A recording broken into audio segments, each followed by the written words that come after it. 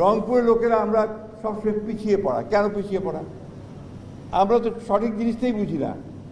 যখন BNP government আসবে তখন আপনারা করবেন জাতীয় পার্টি, যখন বিএনপি গভর্নমেন্ট আসবে তখন আপনারা করবেন জামাত। তাহলে কেমনে হবে? পাবেন কেমনে? আমি কথাটা এই জন্য বলছি যে আপনাদেরকে বাস্তবটা বুঝতে হবে। বাস্তবটা না বুঝে আপনারা এগুতে পারবেন না। আজকে আমাদের প্রধানমন্ত্রী জনাব তারেক রহমান, উনি তো নর্থ বেঙ্গলের মানুষ, তাই না? বাড়ি তো বগুড়া। উনি আজকে আমাদের প্রধানমন্ত্রী, তার বাবা প্রেসিডেন্ট ছিলেন, তার মা প্রধানমন্ত্রী ছিলেন। তিনি এই এলাকার জন্য কাজ করতে চান।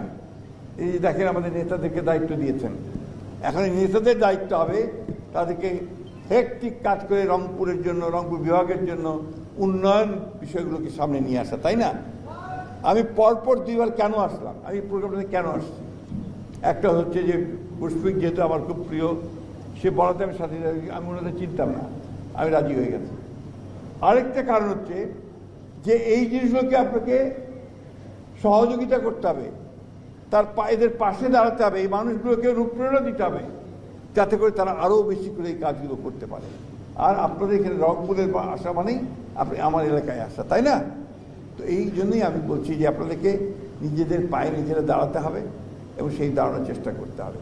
আমি আমাদের এই ভাইদেরকে যারা আজকে এখানে এসছেন, একটা ছোট্ট চায়ের ঘর তারা এই দুস্থ মানুষগুলোকে দান করছে, 25 জনকে দিচ্ছেন। 25 জনকে দেওয়া মনে হতে পারে খুব ছোট, কিন্তু একটা বিশাল ব্যাপার। আমি যাদেরকে দেখলাম তাদের জন্য একটা গেম চেঞ্জার হতে পারে, তারা তাদের জীবনকে বদলে দিতে পারে এটা দিয়ে। এই কাজটা তারা শুরু করেছে।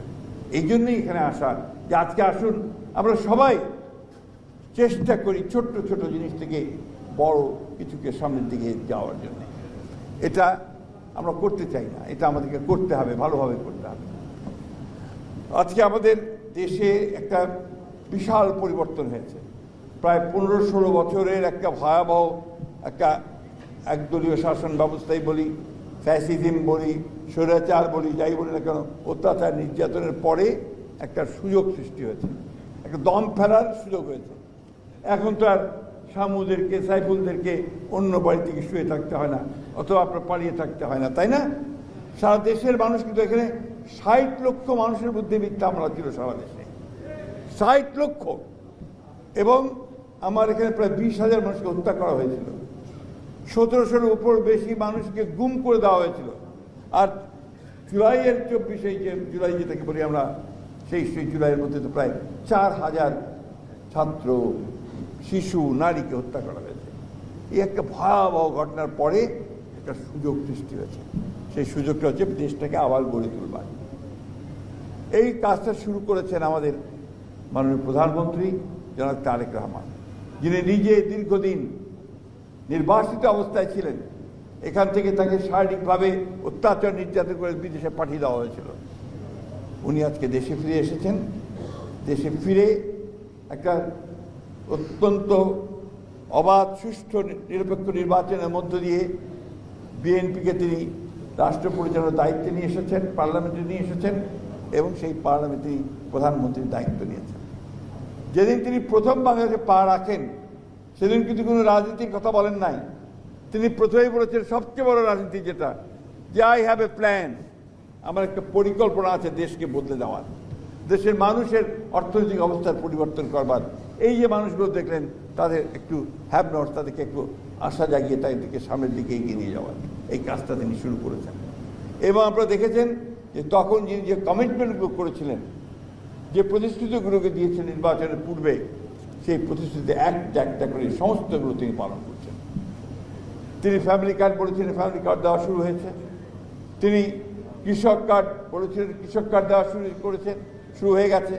তিনি বলেছিলেন যে সমস্ত কৃষক ঋণগ্রস্ত 10,000 টাকা পর্যন্ত কৃষি ঋণ সুদসহ মওকুফ করা হবে, সেটা সম্পূর্ণ মাফ করা হয়ে গেছে। তিনি খাল খনন কর্মসূচি শুরু করেছেন, খাল কেটে সেচের জন্য পানি আনার ব্যবস্থা করা শুরু করেছেন।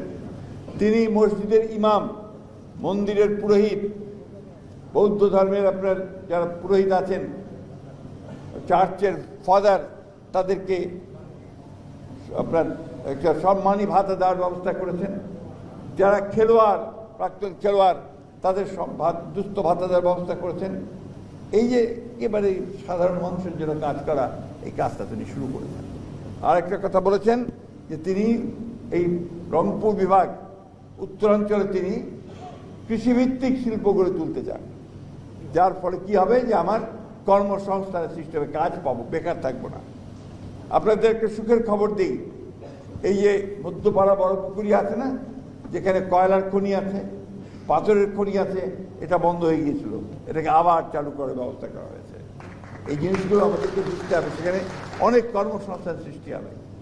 আমরা আপনাদের এই রংপুর এলাকা, বৃহত্তর এলাকাতে কৃষিতে যেন ভালোভাবে আপনারা কাজ করতে পারেন, কৃষি সমস্ত বিভিন্ন কাজগুলো করার কাজ শুরু হয়েছে।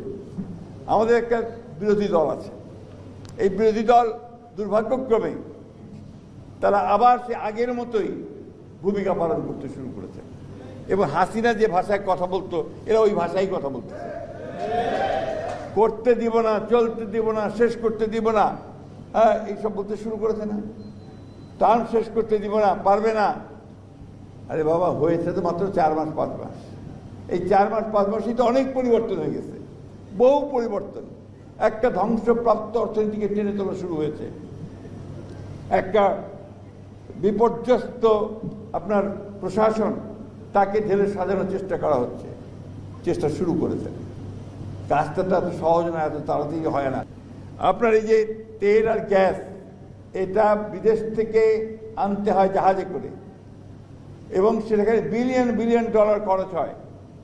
এই যুদ্ধ, ইরান এবং আপনার যুক্তরাষ্ট্রের যে যুদ্ধ, আমেরিকার যুদ্ধে, এই যুদ্ধের ফলে আমাদের প্রায় $4 বিলিয়ন ক্ষতি হয়ে গেছে, ইতিমধ্যে বেশি পেমেন্ট করতে হয়েছে।